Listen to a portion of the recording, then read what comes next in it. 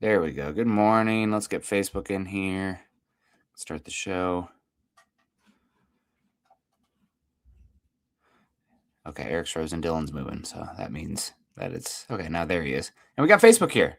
All right. Well, welcome to Frozen out here in Denver as well. We've had some of the coldest spell of weather we've had all year.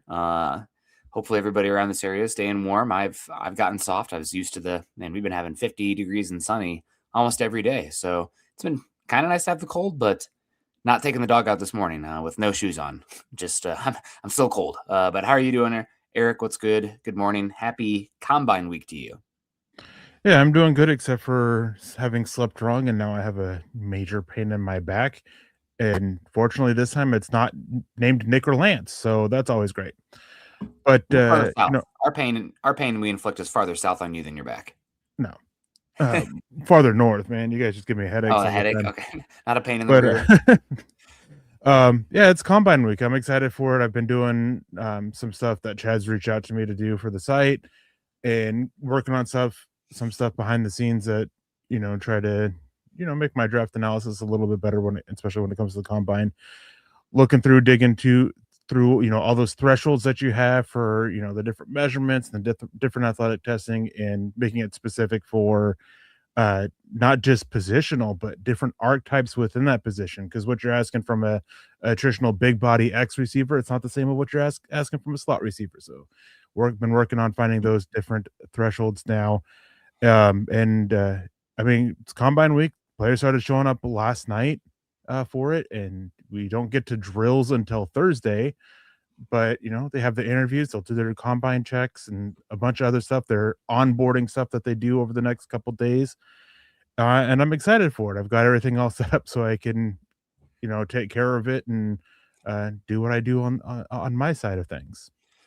Yeah, I'm always jealous this time of year. I went to the combine 3 times when my sister lived in Indianapolis and I lived in Iowa City, so it wasn't such a bad drive, and always had a good time going out there and doing that. It was never terrible weather. I always laugh at the people. I think I saw Brett Coleman tweeting yesterday, like, how do people live here? And it was only 22 degrees. And I was like, I mean, you don't know pain. But that's he's a Texas guy, whatever. But it's always a good time and always somewhat. It's awesome, but it's so overrated too for some aspects, because the drills are great.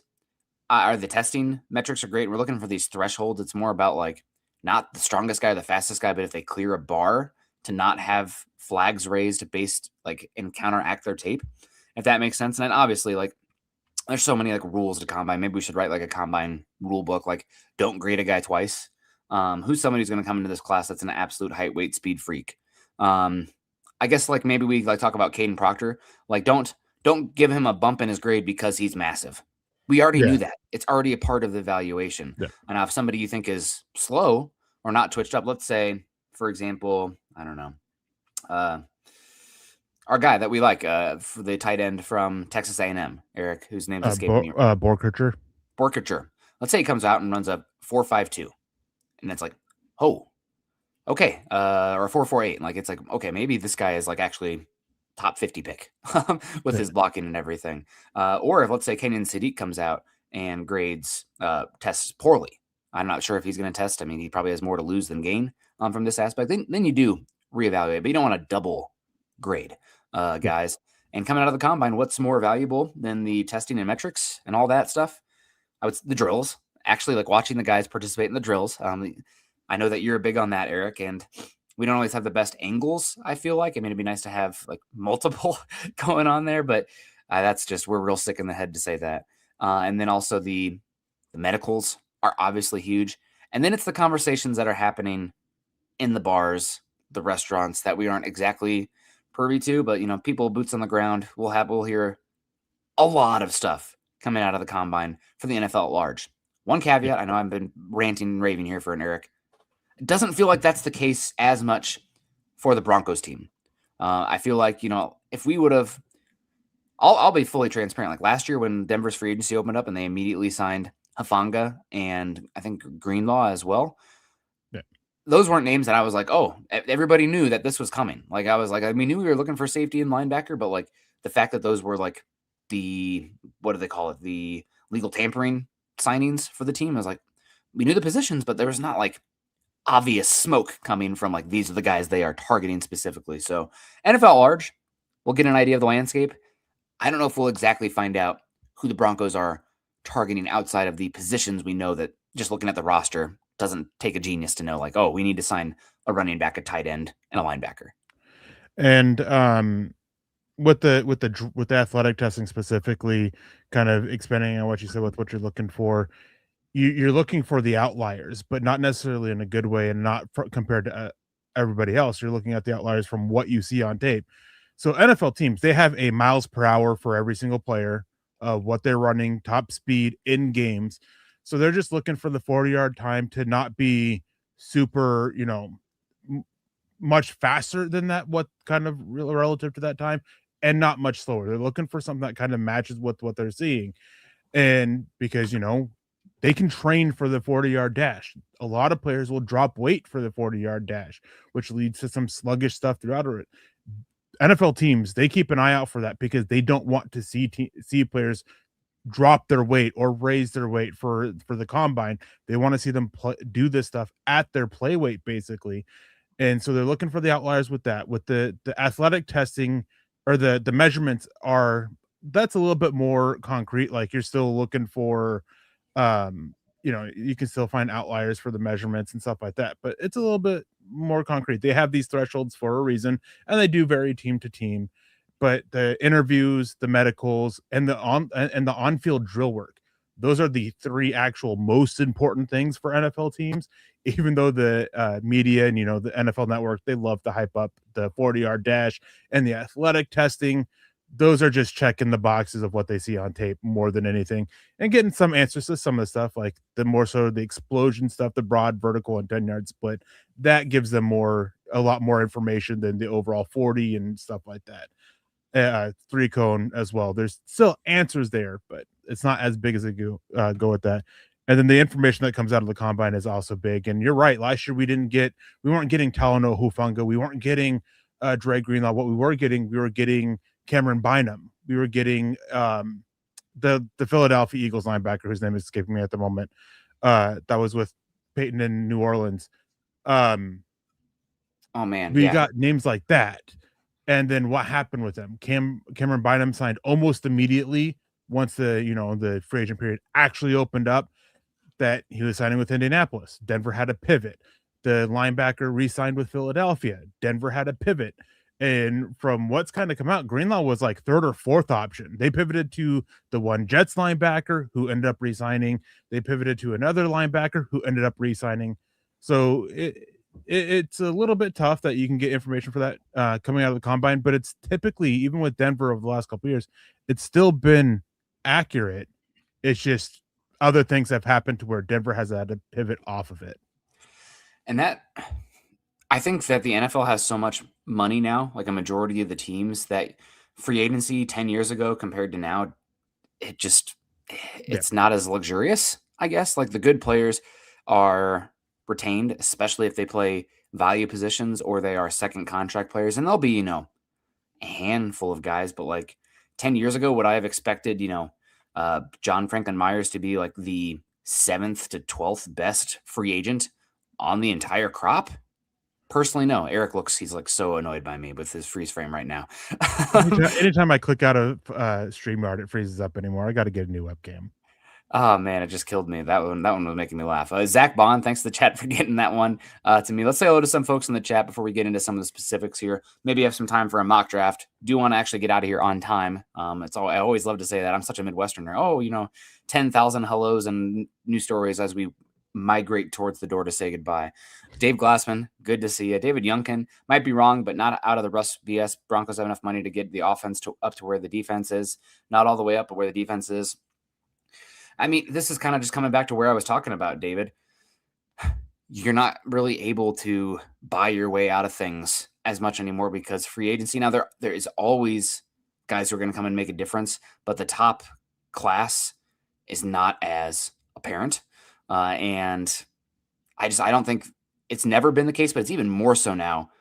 Fixing a team through free agency isn't the way to go. The way to go through free agency is to fill in your immediate obvious holes continue to, add guys who fit the culture if you can as well. And then it's draft, develop, retain. I mean, that is the lifeblood blood for team building. So for the Broncos, you can raise the floor of this team a lot by adding a true wide tight end who can actually play in line and has the body type to live there, and one of the top, let's say, 7 running backs in free agency crop this year, Eric. That raises the floor so much for this team. The ceiling's going to come down to probably Bo Nix taking another step or maintaining kind of what we saw in that Bills game. These 3 young wide receivers they have, and maybe even a draft pick coming in or making a big trade. Like, you can upgrade the ceiling if you're willing to give up some capital with a big contract as well, which is risky because it's expensive and you're draining multiple resources to do so. But again, and also one more point here, David, just to make about the Broncos and the Russell Wilson dead cap. I know that it's a common talking point about Denver is going to be out of this dead cap with Russell Wilson, which, like, on paper they are. They've already spent a lot of that money with how they've set up the contracts with void years and stuff. No team had as much, I think, voided money, future money than the Broncos. It kind of allowed them to push that Russell Wilson dead cap out, so they gained immediate flexibility. But that, you're already like, the Russell Wilson dead money's gone, but you have that dead money that you set up in those contracts to negate that still there. So it's kind of a wash to some extent. I mean, there's ways that they can alleviate that future dead money on those void years through extensions, through, restructures and stuff like that. But eventually that money is going to have to come due. I mean, unless the player flat out says, oh yeah, we can do away with it. Like, it's got to come due. That's how it is with NFL contracts. All the money on the deal, it comes through. It comes due at some point, unless you're taking like a true pay cut where you are actually giving up that money, and not what a lot of people call pay cuts nowadays, where it's just converted into bonus money to that you can incentives that you could still earn. So, and not only that is Denver, I think they're like 17th or something like that, 12th or something. Somewhere in the teens, anyways, for total cap space available. A lot of that Russell Wilson dead cap hit that that's coming off the books, Denver's already used up by the extensions that they've signed in the last 18 months. A lot of that, it kicks in, and the big money starts to kick in this offseason. So a lot of that's gone. I mean, Denver still has a pretty penny to work with. 29.5, give or take, is still a decent amount to work with, especially with how we've seen them structure contracts over the past few years, getting, players for $30 million on an average per year basis to $40 million and only counting $3 to $4 million in that of salary cap space that first year. Like, that's some really good salary cap structuring, but it's going back to using those void years. So it all works in balance a little bit. And one thing I want to grab, since we're kind of on this topic, is from String Guy saying, good morning all. According to another podcast I watched, by doing some restructures, they could bump their cap space to 70 million. If so, why not keep John Frankenmeyers and get the free agents they need? Because eventually that money has to come due. All restructures do is that you're basically converting a base salary into a signing bonus and stretching that signing bonus over the remainder of the year. I mean, there's other forms of it. That's the most common one. Another one is what we kind of call a pay cut, where they're taking that money away, then just putting it into incentive based or options or things like that. They're not going to get this money away. So yeah, you can free up 70 million this year, but it can put you in a much more difficult spot next year or the year after, where we don't really know what the salary cap is going to be. So restructures are kind of a double-edged sword. You can't restructure guys on the final year of their deal because you need other years down, unless it is that base salary to bonus. You kind of have those extra years, or to incentives, where if you're doing it to bonus, you need those extra years to actually spread it out. So they could do it. It's just not necessarily the best decision to do, even with them in a compete window. Now, if this was year 4 of Bo Nix and they just got to the AFC Championship game and lost and all that, then you could look at doing that, if going in for that one final year of having that cost control of Bo Nix on that cheaper deal. Because even the 5th year option, it's still expensive for quarterbacks, still not as much as an extension, but still expensive. Then maybe you look at doing that and just kind of doing a soft rebuild when you get that extension for Bo Nix on the books, and as well as all that money that you've now pushed down the road. But we're only entering year 3. I don't think it's wise to do it now. Let's see what happens this year, and then we can have this conversation of, restructuring all these deals to make it up so for that one big push in 2027. Yeah, and coming down the tracks, Broncos do obviously have some contracts that maybe we'll be talking about in July, Eric. It depends on what you think of Marvin Mims and Riley Moss, but then you also have Powers and Brandon Jones. Maybe some of those are brought to the forefront earlier if the Broncos make some cap decisions. Drain Greenlaw and Evan Ingram as well, two signings that I would say right now the Evan Ingram signing was a bust. Dre Greenlaw isn't the ROI you wanted exactly, but when he's on the field, he was fine. And so we'll see what they do with those contracts. But moving the money around, the benefit is they have a really wealthy ownership group and they have a cost-controlled quarterback right now. So I said it, I don't know, 2 weeks ago, Eric. Teams are in cycles. We've kind of seen it already with like Patrick Mahomes. How long has he been in the league now? 8 years. They've kind of had 3 different versions of this Chiefs team already around Patrick Mahomes. So you just got to be able to continuously sunset on some players, let them walk, let them get paid big elsewhere, draft and develop and reinvent yourself, both like from key points of emphasis with where the league is at and just what's available to you with where you're picking. So it comes down to a lot of coaching and personnel. The guys on the field are who win the game, but they're set up because of the guys making the decisions, coaching staff, and front office guys. Let's keep it going. We got Tony coming in here, says, do you guys go to the combine? I think maybe I hit this one or touched on it. I miss going to Indy, but not this year. I'm still relatively new to a job. Don't have PTO. And if, Chad was saying, hey, we'll put you up in the nice hotel and you'll eat at St. Elmo's every night. And, Sean Payton extends an invite. I'll be little spoon Sean. I don't care. But that's it's whatever. But not this year. Where I really need to go is the Senior Bowl. Nicer weather and actually a little bit more football. I feel like that's more scouting, where the combine is more the spectacle of it for the fans, as well as some of the information side for the reporters. It's not necessarily always the hardcore NFL draft stuff. Yeah, but it's still good, and we'll talk about it. Denver Luke, good morning. Good to see you. Appreciate you. It's talking about like Chris Bell, I believe here, talking about his combine team's going to get hands on him. They probably will. If they don't, it'll be at his facilities. Or the medical rechecks. Medical recheck as well. Thank you, Eric. So we'll find out more, and it might be to his benefit if he waits till closer to the draft to get that information still. Because the medical rechecks are early April. Yep. So that would be the next time. Because even when they go to pro days and stuff like that, they actually don't get that medical information. I mean, they can ask around, but they don't get to get hands on with them. It's only at the combine or the rechecks that they do. And maybe they won't. I mean, who knows? The agents, they have their own personal doctors, and they'll try to make the best decision for those players. Yeah. Man, it's really sad that Chris Bell got hurt. I would be really interested in a 6'2", 220-pound player who moves like that. I know he's not a great route runner necessarily, but like this team needs some yak so freaking bad. And maybe it kind of scares you too, Eric. I think you told me this prior, but there was an obvious bust that the Saints liked with Sean Payton, and then they went a different direction when they fired. I think they went Chris Olave instead of Treylon Burks, but Treylon Burks was maybe higher, and obviously Burks sucked. Other than that touchdown catch he had against the Broncos, which was like one of the best ones I've ever seen in my life. But as an actual receiver, not very good. But this team obviously needs yak. I mentioned on another show, Eric, there's stats for everything now, but a pretty good one just kind of indicates like I love the over expectation ones. Mm-hmm. And Denver's like yards after catch over expectation, I think was bottom 4 in the NFL this season. That sounds right. Yeah. Probably a little inflated because of how many screens they ran. So like you're expecting more yak with that.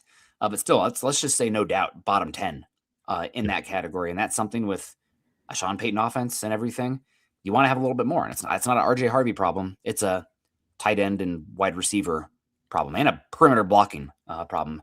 Good to see Steven. He says he'd love to get Breece Hall and Cade Otton in free agency and then Sadiq in the draft. Eric, you're going to be mad at me for this. I've come around a little bit on Cade just because I have seen some blocking. And I think I don't think he's going to be a dominant Y, but I think he can live in that role somewhat while offering a lot more in beating zone coverage and making a guy miss in the pass game as well. So if they went that way, because second contract, not like in Njoku or Goddard where quite obvious their best days are behind them. Maybe there's a little bit more. We get our hands on this guy. We can continue to develop him thoughts with Cade Otton. Not a dominant blocker, but I think I've seen enough where that paired with the receiving ability I mean, I'm interested. Yeah, I mean, I'm not going to say no to basically any tight end that's an upgrade over Cade Otton at this, or over Adam Trotman. Trotman at this time. Yeah. And with Cade Otton, I don't think he's a full-time inline guy. He's not a full-time slot. He's a guy that you want to move around a little bit, which is fine. Um, for Denver, it would just come down to the costs. There's been some conflicting stuff. I know a Tampa Bay Buccaneers beat guy came out and said that he's looking for, top 5 contract for tight ends, and I would not be anywhere near that for him. Um, but if we're talking a little bit under that, all right, I guess I really honestly I just want a guy who can absolutely go in there in the running game and just be a mauler. And that's not him. I think he is best suited in the slot that can move in line a little bit with what they tried to do with Evan Ingram this last year, but Ingram just isn't the blocker that he needs to be for that kind of role. And is a little bit more of that. So I don't know. I just think that you kind of end up getting not necessarily the same player, but a little bit too much similarity there with Evan Ingram that you just basically make him completely pointless essentially to have on the roster because he is definitely on the back end of his career after what we saw last year. Maybe he steps it back up and getting into the offense, getting more trust with Bo Nix can help him out, but he just did not look as fast or as quick as he did prior. Um, so maybe it is a thing of, all right, we're going to move on from Evan Ingram and then bring Cade Otton, in which case I'd be a lot more happy with the pick or with signing Otton than keeping both. And just based on, contracts out there, you have 19 million for Kittle, 19 million Trey McBride, 17 million for Travis Kelce, 16.5 for Hawkinson, a gap down to 13.6 for Njoku, 13 for Andrews, 12 for Ferguson, 12 for Komet, 12, Jonnu Smith, Pat Fryermuth, 12, Dalton Schultz. So I'm guessing Cade Otton's going to get somewhere like 15 would be my assumption. That might be a bit much for me. I'm probably looking like I'd be happy with 12 again is what we're talking about, but I think he's probably more valuable than Cole Kmet, maybe, but somewhere around there. Like he's like Dalton Schultz-esque kind of player, Yeah. where like he's not dominant at the point of attack, but like he can do it. And ideally for where the game is at and what I want, Eric, I think you're the same way.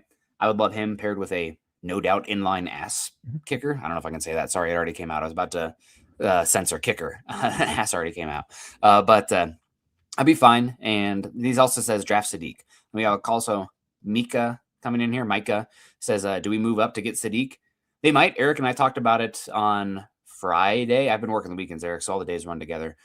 So personally, like how far does 30 and the New Orleans Saints fourth get you? Pick 28, pick 27. Maybe that's enough. Maybe you can jump the 49ers. I'm not looking to give up too much for a tight end who has had injuries, Eric. Looks maxed out frame wise. I don't think he's a Y. He'll be a good F blocker, but I don't think you want him living at Y, matching up one-on-one ever with edges. I just don't think he can. I don't think he can do that very often for what I'm looking for. And I personally think he's going to go higher than 30 just because of where this class is at. It's a little too risky for me when I'm looking for multiple cost-controlled assets for the team and at a non-value position too. We just talked about the tight end contracts. You're not getting massive rookie ROI on that. Like at the end of the day, it's still about drafting good players. Don't get me wrong, but that's a piece of information where you're getting cost-controlled benefit versus second contract open market players. Defensive line, offensive tackle, wide receiver, obviously quarterback, cornerback. Massive benefit for that rookie slotted contract versus open market, second contract, third contract guys. So I'm not against it. We don't have to rehash this every week. I'm not against it, but it would need to be a very minor, not costly move up. Yeah, and I mean, with the topic with favorite prospects and what to watch for at the combine, we're not going to be able to, with what we need to see out of Sadiq, we're not really going to be able to see it. There's some blocking stuff in the drills that he can show a little bit, but from what I've gathered, it's the interviews that are where he's going to need to kill it to really impress himself and sell himself to teams. Because from what I've gathered, there's a lot more concerns about him in the NFL eye than there is the public eye. Doesn't mean he'll be there at 30. Doesn't mean Denver can get him without trading up. No, there's all it takes is one team to be fine with it, be fine with whatever issue some of these teams may have or whatever it is. All it takes is one team. So that team could be, the 49ers as they're looking for a kid, start looking kind of hunting for a Kittle replacement as with the injuries that he's dealt with, especially, or multiple other teams that could be that are said to be looking for tight ends this year. So it all comes down to where he falls. I've said this before. I wouldn't start considering it until 25. And I know at one point, I think it was last Friday, it might have been last Monday. You mentioned that first and that extra fourth that week that Denver has because of the Devon Bailey trade from the Saints. Well, I was digging into it in one time, like 5, 6 years ago, Denver, a team that was at 31 or 30 or 31 was able to get to 24 with a first round and a fourth round that year. Doesn't mean it's going to happen again. No, it was definitely an outlier of a trade based on the year. But it was a year where the draft was viewed as a little bit weaker, and so that plays into it as well. Just because of something that happened last year in a stronger class doesn't mean it's going to be the same this year. So we'll see. I'm with you though. I said 25, but it just comes down to what does that first 30th overall and then the fourth round pick, where does that get you if you have to move up to get him? I'd still rather stay put and see how the board falls. And if he's there at 30, all right, fine. If that's the way you really want to go, but getting that better return on that of investment on that rookie contract is typically the smarter way to go with it. Very few exceptions to that. Yeah, Keith's in the house. He asked about Patrick Mahomes making a restructure. That did happen. There is a Chiefs Patrick Mahomes restructure. I don't know the details, but they freed up It's a little bit money. he converted about $54 million into a signing bonus that gives the Chiefs about 35 million in salary cap space. When you have a contract that big and a player who you know who's going to be there, and what they've done with it, that's going to continue to happen. It's annoying. There's like it's how the quarterback market works. Like if you have one of the top 3 guys, they're underpaid. Like truly, they're compared to what they bring ROI wise, top 3 or 4. I would argue they're underpaid. But then you get to that like top 12 to 8, 6 contracts, and it's like, ugh, man, I don't think I would be paying that guy that money. But just where the market kind of goes with these guys. Coach Chris, good morning, guys. Is anyone feeling a bit empty with football over right now? Love the show, guys. Bring on free agency and draft. I'm not feeling too empty, Coach Chris. I've been very busy with work. I haven't had enough time to feel empty, and I'm in the thralls of fatherhood as well. My 2-year-old is very active. I pick him up from daycare. He's the aftercare, and the people there say, like, boys are busy. Mills, my son, is very busy, and I'm feeling that. I'm feeling how busy he is. He takes off. He really wants to run into the street, and when you hold his hand there, he melts like he has no bones in the street. So luckily, kind of a quieter neighborhood, but I'm busy. So, Coach, hopefully we're filling in a little bit of that void here, and you are filling in a void for us with this $20 super chat. God bless you, man. Thank you so much for your support. Always coming in here. If you want me to say that I'm feeling a void for another $20 super chat, I will. I have no standards. So thank you so much. Hope you're doing well, and we appreciate you riding with us as always. Yeah, I mean, I'm not feeling empty at all with football being over because for me it's not over. Talk to us in It's June. it's now really grinding out college tape. It's really grinding out stuff for the NFL draft. So that doesn't end for me until May. And then I definitely start to feel a void. Not just personally with going from 7-10 hour days a week at minimum to just trying to figure out what to write about because I still have my my minimums that I've got to write about and Quota. the multiple shows, my quota. That's the word I was looking for. I still have all that to do, and it makes it a lot more difficult. And yeah, but right now there's no feeling empty. There's no void for me because it's NFL draft content at this point. Yeah. And free agency. But thank you, Coach Chris. Great to Yeah. see you. Kyle says, go to arena football. I don't know if there's other leagues too. I pretty much all NFL. And in the summertime, I am in the mountains. So that's, football and mountains, two big passions there. And I'm trying to figure out what 14ers I'm going to have the ability to go do. I actually, some good news on my front and just our family front in general. I think my mother-in-law will be moving out here soon. So we haven't had any local support for the entirety of Mills's life or my wife's pregnancy. And that's going to be changing soon. So have a little bit of flexibility. I mean, God, my wife and I have been on maybe one date night in the last 2 years. That'll be nice to have that, and maybe some more mountain climbing flexibility as well. So I'm not just leaving my wife behind because I'm not carrying the 96th percentile height and 93rd weight kid up a mountain. That's just last year was great. He's too big now, man. We need to start working on offensive line drills. If anything, he is.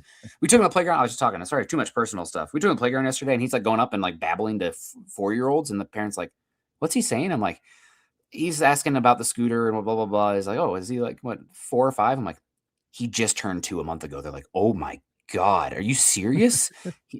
He's big. He's a big boy. So again, if Garrett Bowles can hold out, we just got another, I don't know, 18 years before maybe Mills can be playing offensive tackle there for the Broncos. Players here, topic, Eric. Players that we're looking for. We already talked about the tight ends, Kenyon Sadiq testing. Well, I'm expecting if he does test, it'll be well. The blocking stuff is a really big question. I'm curious to see actually how he looks and how he measures. Is he 6'3", 240, and like the frame is max, but with like big arms? I would love that as an H-back, some Y ability paired with a true inline guy to weaponize the blocking. I mean, I'd go to see, it's not exactly a 1-for-1, but like a really good blocker we talked about last night. Sadiq is much longer, but like Brendan Strange, H-back, slot, move before the snap, really get that blocker and athlete and physical player in space to block while you still have a Y to weaponize that block. And I'd love Sadiq in that way. We'll see how he tests, how he measures. What about the second crop of tight ends? We already talked about a guy that you and I have kind of been vibing on here. You brought him up like a month ago. I said, okay, I better check it out. He's probably the best Y in the class. And because of that, I think he's going to get elevated. I wouldn't be. Here's a hot take for you, Eric. He has more of a chance to be the second tight end off the board than he does the 6th because of his blocking and how valuable that teams want that right now. And just how few of those guys there are in this class. Yes. Yep. So Nate Burkholder, I keep saying Nick and typing out Nick. It's Nate out of Texas A&M. The big thing for him that could keep him from being that, being drafted in the top 5 tight ends, maybe in that 6th or 7th or later tight end, is what does he do with the athletic testing and the receiving drill work. If he can go out there and he tests out well athletically, and they're not expecting him to test poorly by any means. The expectations are him to test out well. If he can go out there, test out well, and he goes out there and really shines out as a receiver and shows a little bit more than what he showed on tape, then I think he could almost put a lock on it that he'll be one of the first 3 tight ends drafted. Because right now, tight end 2, tight end 3, that's Eli Stowers and Max Clare out of Ohio State, Vanderbilt for Stowers. Both of them have some serious questions about their blocking ability. And they may not be the receiving caliber player that you want to make up for their lack of blocking, even being that big slot tight end, that guy that you have, that type of player that you've definitely railed against a little bit or a lot of bit over the past few months. They just may not be that caliber of receiver. So there is a big chance for him. Again, since I mentioned him, Stowers and Claire, they got to show a little bit more as blocker. The blocking drills that they do, those are going to be very critical for them, as well as their explosive tests. Stowers or Claire, one of them especially, has a lot of questions about how overly explosive they are off the line, which can be very limiting for a tight end that's supposed to be that big receiver mismatch type. So what do they do in the vertical jump, the broad jump, and the 10-yard split? That's going to be all very critical in all that. And then going back to Sadiq, because you keep talking about him possibly not testing. From the sounds of it, he will. And from the sounds of it, very few players will actually sit out of testing. They may not do all of the athletic testing, but very, very few actually sitting out, the 40 being the big one. We got word today that Jeremiah Love and Arvell Reese are expected at this time to not only participate in online drills, but to at least do the 40-yard dash, which is pretty big news after last couple of years. Teams have kind of shied away from the athletic testing, just doing the online drill or doing the on-field drills. seems to be bouncing back a little bit. Yeah. Just some of the big bodies. Josh Cuevas, maybe there's the Tennessee tight end. Miles, he's like 260, 6'5". Obviously, we talk about Oscar Delp, and then somebody who there's been more buzz with him, Eric. I'll be honest, I haven't watched him too much, but Klein out of Michigan, I mean, 6'6", 250. We'll see if he can actually be somebody. If he tests well and has a big frame, tight ends don't really get developed that much in the college game. Last year was an outlier. Like, we haven't seen two tight ends go that high and contribute like that maybe ever, Eric. So that's not the norm. I wouldn't expect that to all of a sudden be the trend. If we have 3 years in a row of that, then let's talk. But right now, I'm still thinking it's probably more the day two guys. Production is production, whatever it is. Take the big athletes, break tackles, and have the ability to play in line somewhat, some blocking. Because otherwise, if you can't block, just play a bleeping wide receiver. I mean, try to get explosive plays. They're already going to play you in sub package anyway. Why would I play the slower guy who can't create explosives? I mean, there's some packages where it's fun, Eric, for sure. But that's not the way to build an offense. I mean, we saw it last year with Evan Ingram. They threw it.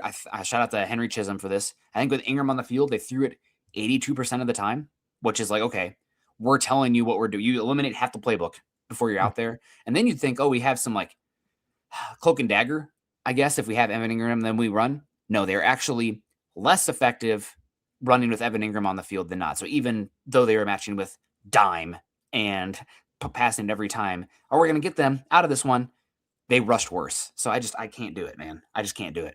Go ahead. No, I'm in agreement with you. I've really fallen off. I think there's certain bars that a tight end can make that you do play them over a receiver, but it really those bars not so much on the receiving side, but it's do they offer more as a blocker out in the slot than you're getting out of the wide receiver. Yeah. And then with Evan Ingram too, not only was it like 82% of the time they passed, making them cutting the playbook in half, they're made even more predictable because they use motion less and they use other things to be less predictable when he was on the field. So you're already cutting the playbook in half, and then you're lining up and being stagnant, and which is making you even more predictable and easier to defend against.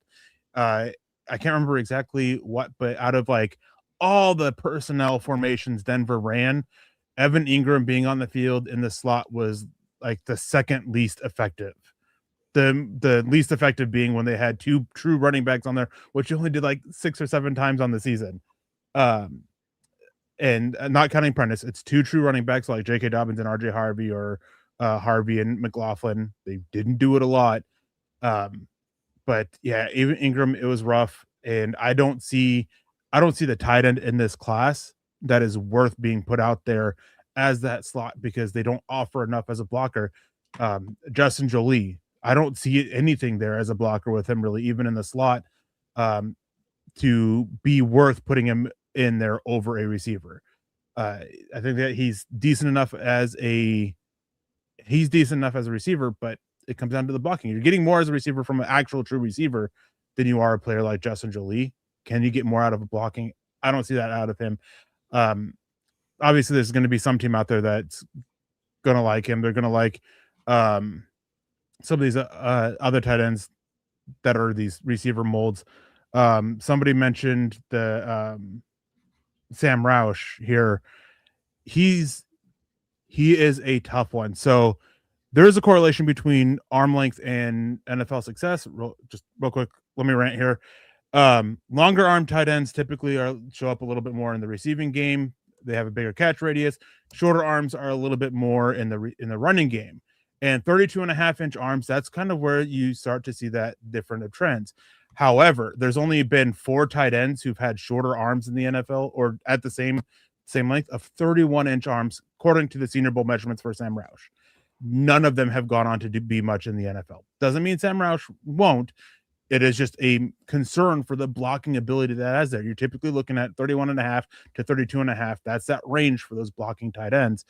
And adding to that, short arms, limited catch radius, and he compounds that even more with drops. He drops a lot of passes.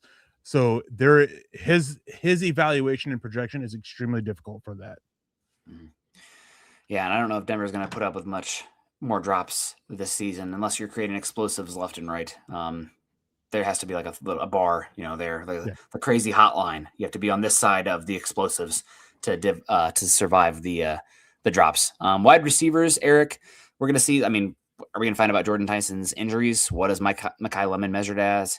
How does Denzel Boston test? Chris Brazzell, is he somebody who's going to maybe be surprising? And then Omar Cooper Jr. versus Elijah Surratt. I think those are the big names. I guess we can maybe also toss out Malachi Fields because Daniel Jeremiah had him going 26 or something, 24 in his most recent mock draft. But I don't feel like there's been as much like Broncos country. Like they really want a wide receiver, but it doesn't feel like they're screaming about a specific one at pick 30. It's pretty much right now. It's like Sadiq and maybe some people yelling linebacker.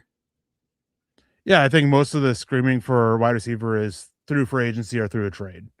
That seems to be where it's at. Denver needs to add a proven veteran at wide receiver, not going back to yet another young guy through the draft in, like they've done the last few years. I mean, Pat Bryant, Troy Franklin, Marvin Mims, just getting somebody who's kind of proven at the NFL level.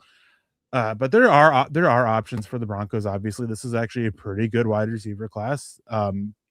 Might be one of the better classes on the offensive side of the ball, if not the best on the offensive side of the ball.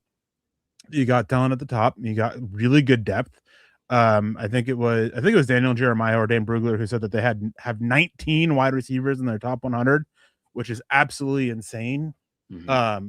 And receivers, but the thing is, receivers are coming in the NFL in droves year after year after year.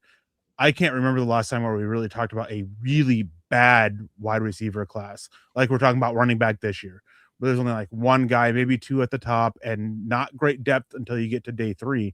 There's always been, even if you don't have those guys at the top, there's always been that really good day 2 depth there that's kind of trickles down and gives you good depth in day 3. But this class is just well built around, so there's plenty of options for Denver.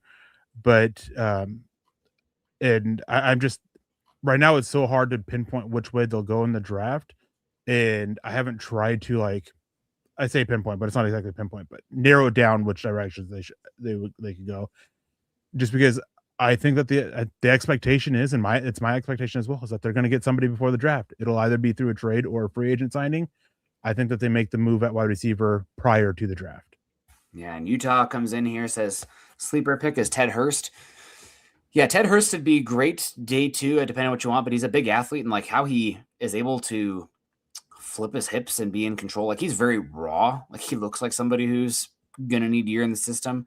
But like if you're looking to invest in the position by 2028, he's got a chance to be pretty darn good. But like there's a development path there. He's a traits-based projection right now, but I'm definitely interested in him day 2. You just have to understand that pick is an investment when you make it. Like people are going to be like, oh man, we didn't see anything from Ted Hurst. A little bit more palatable if it's day 2 versus, your pick at 20 overall. But he's definitely, again, that's a position of value. I've heard some people talk about the Broncos like, oh man, I really want a wide receiver, but I don't want one at 30. But then they'll talk about like interior defensive line. It's like, it's kind of the same thing. Like interior defensive line is more valuable, but like it's a really expensive position where you need waves of talent and you just need to continuously invest in. So like, pick at 30 overall this year at wide receiver going to, completely change the complexion of the offense? Maybe, but the real value in that selection is having a cost-controlled player halfway through 2027 through the end of their rookie contract and having a chance to get somebody who you're paying, I don't know, what is it, Eric? $8 million a year to $10 million a year for pick 30 overall. I don't know what the slot is there versus somebody of that caliber getting $30 million a year on the open market. Yeah, I'm not sure what it is. And I mean, it's something that the NFL team said they have to value all of that all together. So we'll see. It's just, again, wide receiver, it's tough. Just because really there's a lot of ways the Broncos can go. They don't have that. Well, they do have that one clear need of that yards after catch guy, but there's not a lot of options for that early in this class. I'm one of the guys that you mentioned earlier. We talked about Chris Bell. He's probably one of the best in it. But a lot of these guys that we're talking at 30, that's just not their style of game. So it's tough. Denver has to, they got to balance out the contracts. I don't think they would go receiver at 30 right now, anyways. And that's even if I exclude the fact that I think they go with it in free agency.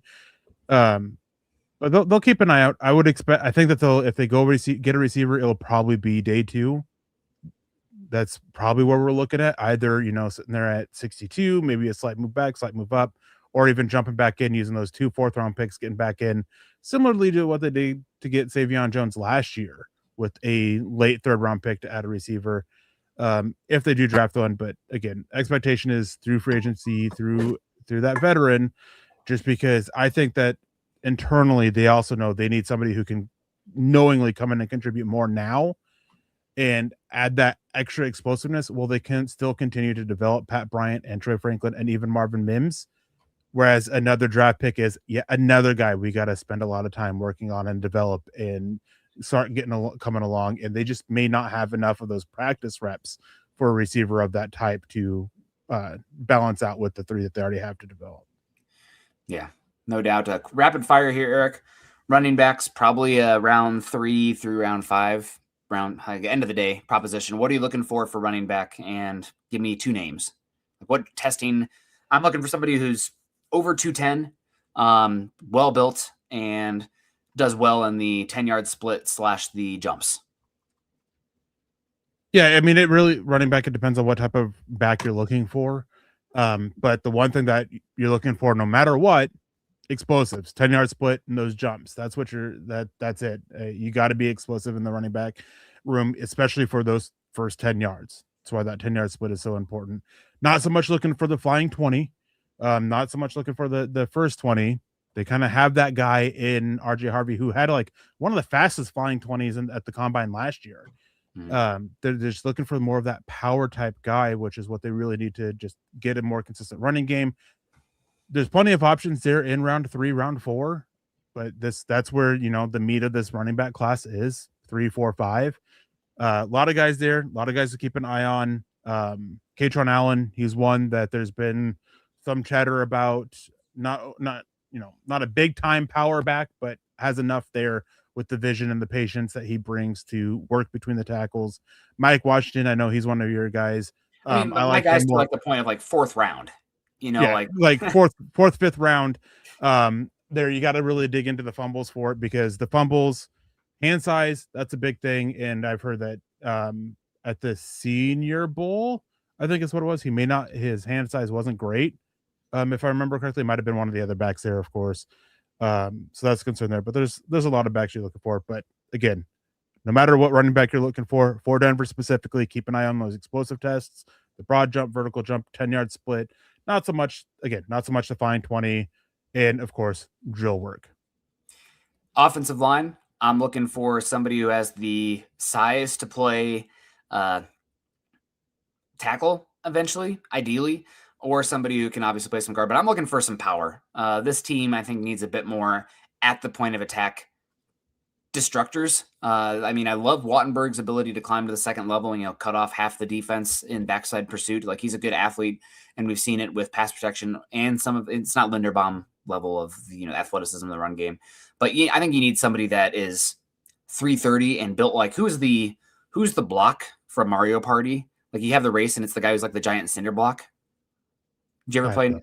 I know what you're talking about. I don't. Okay, that's who I want my guard to come in and look like. And we're looking for a guard to maybe develop at some point. I know there's like some talk of Alex Palczewski, Nick Gargiulo. I know he was actually like the guy who seemed to be like tabbed as like that backup guard last season before he got hurt. We'll see what he looks like. I think it's last year of his contract, so that makes it harder. I hope he has 2 more years because that would be good. 2 more years. He has 2? Yeah. Well, guess what, guys? With interior offensive line, we might be talking about Palcho and Gargiulo, and then you go into the draft being like, oh, maybe. But we might be a year off from that because you have to go at cost control at some places at some point eventually. Yeah. But we're looking for that. And I mean, just really, Garrett Bowles is 34. I don't know. Did you see the discourse on him yesterday online? There was some of that, just how old he is already. And then McGlinchey's had injuries and he's older as well. So tackle, I mean, who actually has the body type to live at tackle? Because it's very specific. We know what we want. And because of that, there's a premium on that. And some of the testing drills where there's enough there. This tackle class is intriguing. I've been saying it for 3 years now. I've been mocking tackles to Broncos with their first round pick. I'm going to be there again this season, probably. Tackle, interior pass rusher, or interior or wide receiver. Those are the positions I'll be hammering probably in most mocks. But that's what I'm looking for right now. I don't know. I don't think there'll be anybody that's probably going to be their pick 62 or 90, whatever, though, Eric, in this class, probably. Yeah, I mean, if you're looking at 62 or later in this tackle class specifically, you're definitely looking at a guy that you're going to be taking some risk on to try and get and develop and uh, bring along. Because Mm. tackle, that's not on the books for this year, which makes it fine. It's going to be more so next year when we start having the conversation of potentially moving on from Mike McGlinchey, who I think would be entering the final year of his deal. I think 2027 is that final year. And then being a free agent. And then Garrett Bowles after the 2027 season is when he can move on. So if he starts to decline, well, you got to look for a replacement there. But they're at 30. I mean, you're talking about Monroe Freeling and Max Ianakor this year. Maybe Out of it, Caden both of them seem Proctor. to be, huh? Maybe Caden Proctor. Maybe Caden Proctor as well. There's a couple other guys that you can probably throw in there in that kind of group, but after that, it's kind of a steep drop off to like your Caleb Tiernans and Blake Millers. There's a drop off to those guys. They're more of that. All right, we'll get you. We'll try to develop you. You're definitely we don't want you starting at all as a rookie or as a rookie in that first year. Interior offensive line, you mentioned it with Ben Powers. You can also get out of his deal. I think that the probably looking at the free agent guards, like it's a lot of guys where there may not be enough of an upgrade over Ben Powers to justify the dead money of Ben Powers and the new big contract. Joel Bitonio is one guy who at this point of his career may be looking at a cheaper deal to try to compete. So, I mean, you can look at him, but I think the best avenue with guard is sticking by Ben Powers, not touching up on that deal, going into the draft. And if a guy is there, if that Penn State guard is there at 30, or the Oregon guard is there at 62, or Keelan Rutledge is there later on, maybe then you can look at one of those guards and then have a conversation as you get closer to the roster cut down of moving Ben Powers on at that point. But I think you should, I think Denver would be best advised to stick with Ben Powers until that point, because there are some really capable guards in this class. But man, I don't see a lot of guys that really fit with what Denver's looking for or really needs from a guard to replace Ben Powers. Yeah, absolutely. Dylan says his internet's kind of freaking out. I think Eric's was too. So maybe it's StreamYard if it's both of you at once, because Eric's voice was starting to get a little robot there. We got Jermaine coming in. Let me know if it's mine too, chat, here, because we do want to wrap here soon. Io, good morning, fellas. Denver Luke asking for a quick mock. Fine. If you pay us $1.99, we'll do a quick one. Interior defensive line, I'm just excited to see how these guys kind of shape up. Eric, we're going to get hopefully a tier list. I'm curious to see how guys like Lee Hunter, Christian Miller, Messidor, who's kind of inside outside. I asked some people, like, do you think he could play 4I? I mean, if John Franklin Myers can, this guy's heavy, long, and wins through guys. I don't see why he couldn't, especially if you're pairing him with a little bit heavier on early downs. Maybe he falls to Denver and is an option there. Keldrick Faulk, kind of the opposite end of the spectrum, but interior defensive line, either the 1 technique, the 3 technique guys, or the 3 to 5 technique will be really interesting for this Broncos team. Linebacker, again, depth is value day 2. I'm expecting Denver to bring in a veteran, and they probably need to be looking. There's just so many picks where it's like, yeah, probably not a first round pick, but anywhere from round 2 to round 4 be good, but you don't have enough darts in that area. So I don't know. You got to let the talent hit at the end of the day. Denver could come out of this draft without that interior offensive lineman, without that interior defensive lineman, without that tight end, without that wide receiver, linebacker, safety that this team's roster could obviously use an investment at, which is both good and bad. It gives you flexibility. It's not like a need where you need it right now, but it's a position where hopefully something aligns and you can get that.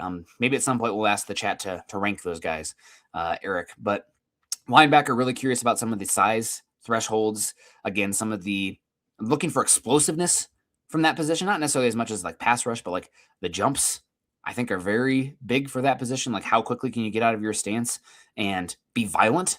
And then also I'm looking at the safeties. This Broncos team, Brandon Jones, last year of his contract. Hafanga's been injured like crazy. Last year was an outlier. I mean, I think we're so, as a human species, short-sighted. And it's like, okay, Hafanga, pencil him in full season. We got it last year. Historically, that's not the case. So I would be safety is definitely one that's a dark horse that could be as early as the first round for the Broncos, all things considered, depending on how they grade the players available at the time. But that's kind of the rundown there, Eric. Anything that stands out while I pull up this mock that we're going to fly through?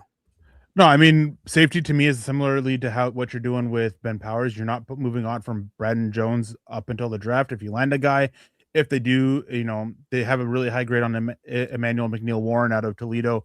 Maybe then you pull the trigger on that with the idea of like, all right, we're going to compete. We're going to let those two compete in the draft. Then defensive line, this year especially, we really got to make that split between those 0 to 3 and then those 3 to 5s, because this class is the group as a whole is carried by those 0 to 3 techniques, which Denver could use. You can get a guy to, again, next year, DJ Jones, Malcolm Roach, those contracts can go under review. And so, you could look at like a Caleb Banks or a Lee Hunter or Caden McDonald. Then for replacing John Frank Myers, there's not a lot of those types here.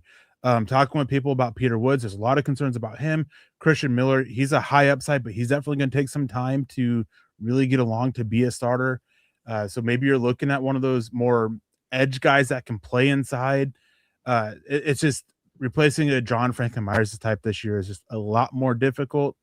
And it's going to really come down to measurements and testing at the combine for them, as kind of you touched on a little bit, because it's not great. There's a lot of guys there round 3, round 4, round 5 that can kind of possibly fit that role with some development. But early on, it is tough. In hindsight here, maybe Denver shouldn't have extended DJ Jones or Malcolm Roach and instead focused on John Franklin Myers, just because replacing Jones and Roach is a lot easier to do this year than replacing Franklin Myers.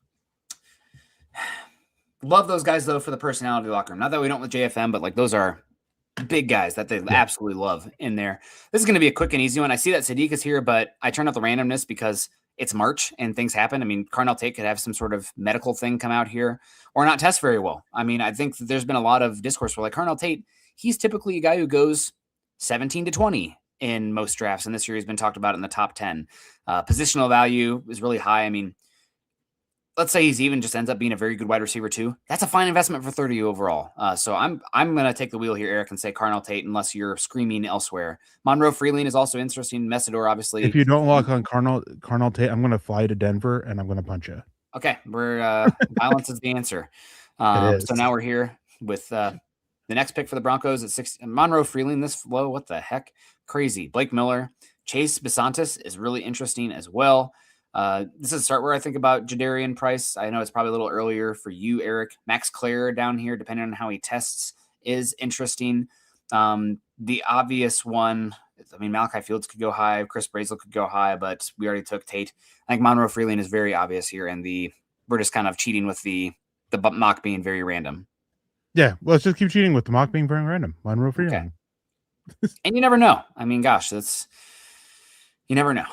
So now we're on the board again. Anthony Lucas is interesting, I think, because he's like, is he the massive one? Yeah, 6'5", 285. You talk about not many 4-eye body types. I mean, we'll see if he can actually hang. Take it on doubles every once in a while, but like you're talking end of the 3rd round here, Eric. So I think he's one that we haven't talked about much, but like just the body type itself lends itself to that conversation. Then you have Emmett Johnson. We haven't taken a running back yet. You got Wheatley is an interesting safety prospect here. You got Roush. I like these Xavier Scott, but he's kind of a slot. It depends on what you think. We talked about Marlon Klein earlier. He's maybe somebody to consider here. Where are you leaning? I think the one who's probably obvious to me here is Anthony Lucas, but I don't know where you sit on him.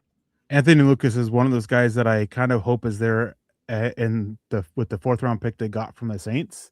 Mm-hmm. And when I do my mock draft simulations, he never is. So it may be a situation where Denver would have to go get him with the 3rd round pick. I like him a lot for Denver as one of those few types that can be that potential John Franklin Myers replacement. Love it. All right, we're on the board here again. I wouldn't be against the 4th round pick. Zachariah Branch just as a Marvin Mims gadget replacement. Last year of contract. Are you going to pay him? Zachariah Branch, I already took a wide receiver, but he's completely different than Tate. You got Daryl Jackson, bring in a nose tackle, a body beautiful. Jacob Rodriguez, linebacker. I know the chat will love that. Eric, you will not love that. Sam Roush is very interesting to me. You got Marlon Klein. Can we go specifically to tight ends real quick? Okay, you want to see if our guy is there? I want to see if he's there. He is. Let's just do it. Yep. Nate Borkerker. Cheating. We'll post this one and be like, wow, I can't believe it. Look how beautiful this mock is. You're still on the board here. End of the 4th round. I mean, you got Isaiah World. We already took a tackle, though. Grace Halton is interesting, Eric. You got Eli Raridan, depending on his medicals, is obviously very interesting. Long-term guard replacement, left guard, Bo Stevens can do the zone stuff if you want. Mike Washington, 4th round. I'm fine with it. Maybe it's not the most amazing ROI. Harold Perkins is interesting down here for me because of the special teams and blitzing ability. I think he could play Drew Sanders' role and reset the contract and has much more bend than Drew Sanders does as a weapon. So where are you leaning here? Also, you got Dante Corleone, older, the Godfather, is interesting too. And Stukes is interesting at cornerback. Go ahead and give chat what they want. Give him Jacob Rodriguez. Okay. You don't want to look at the other linebackers just to tick them off? We can see if anybody there, but you kind of scrolling through. Trey Moore, he's another one that can kind of be that Drew Sanders replacement as well. It looked like Bryce Bokercher, the Oregon linebacker, was there. This is probably about the range where I would expect him to go. He just sees the game very differently coming from his time as a center fielder in baseball. Still working on the technical aspects of football, but just the way he sees the field is really great. VJ Payne is actually interesting. VJ Payne is a guy that's getting a lot of talk as a potential top 100 pick, especially with some big expectations for him going into the combine. But we can just go ahead and go with Jacob Rodriguez. It's one thing where we keep taking him because the PFF board isn't actually that high on him. So they kind of agree with you, Eric, all the same. Now we're on the clock here for the Broncos again. Mike Washington, 5th round, Eric. Is that out of the question? Caleb Proctor. Huh. Okay. I don't even know who that is. Tyron Montgomery at John Carroll. He was really interesting at the Senior Bowl as well as Ted Hurst. If we wanted to double up at wide receiver, we haven't taken one yet. Again, I'm fine with a number of these guys here for the Broncos. If you have anybody who stands out, go ahead and go with Mike Washington. At this point, I'm more than fine with it. 5th round, just to get a big body in there. You hopefully already paid somebody as well, and it really raises the floor of your room, I think, Eric, all the same. So we're flying by here. Big gap here between the Broncos, the 5th round, because they don't have a 6th rounder. So now here we are again. Would it be crazy to go Kaleon Black here as well? One of them he is a different type of running back than Washington is. Okay, all right. Now we're here again. I'm going to make a real quick pick here with somebody that I think that... Can we cheat the draft again real quick? Yeah, who is it? Rayshawn Benny. I would be shocked at this point if he's not a top 100 pick. Wow. Okay, all right, we're doing it. And I'm going to go Luke Altmaier here for this last one, pairing him with Pat Bryant and lean. Oh man, Jelly really wants us to go Harold Perkins. Sorry, my thumb was on the draft here. Maybe one of these drafts here, Eric, we need to lean into Harold Perkins instead of Malcolm Rodriguez and talk about why that makes some sense for a weaponized defense that needs to figure out how to be a little bit more versatile with where their pass rush is coming from. Obviously, everybody's going to try to replicate Seattle and how they simulate pressures. The backbone of being able to do that is that you kick freaking ass on the defensive line and the back 7 can tackle like crazy. So if you don't have that, you can't do the fun stuff like that. But yeah, there's your mock draft. A+, A+, C on Nate Borkerker. That's okay. A+, A. I mean, got an A+ on this one. So I'll save this one and put it out there. And then that way everybody can tell me how stupid it is because that'll never happen. I'll be like, I didn't control who was available. So God bless. We got Patrick coming here. We got to get out. But Patrick, God bless you. My mother-in-law and her friend were in town this week, and they saw the package of coffee, and they about died of how incredible that gift was. Michael Ronquillo also in here. Appreciate you guys. Shout out to Coach Chris and Denver Luke. We got that mock in. Went 10 minutes over. We always do. See, it's this Midwest BS. I just love you guys too much talking ball. Make sure you guys are following Eric and I on Twitter. Eric is at Eric Trickle. I'm at Nick Kendall MHH. We're also at Mile High Huddle, Facebook.com/Mile High Huddle, and Facebook.com/Mile High Huddle Pod. Like, subscribe, share over on YouTube. Shout out to Dylan Von Arx. Follow him at Dylan Von Arx MHH over on Twitter as well. You guys have a great rest of your day. Eric, happy Combine Week. 2 sentences, 1 sentence. What's going on? I don't know. I may be here on Friday. I may be dead at that point. I don't know. I mean, okay, I'm really Kyle tired. Shanahan. I am really tired, and this week is definitely a long slog of work. And I mentioned earlier, gotta do 7-10 hour days that right now it's been closer to 13-14 hour days of getting stuff done because of it's my own fault how far I got behind in November and December. So trying to play catch up during Combine Week, it's not fun. God bless you. All right, well, we'll let you go. We're gonna let everybody go. Have a great rest of your day. I'll see you guys again tomorrow evening. Until then, happy Monday. Go Broncos.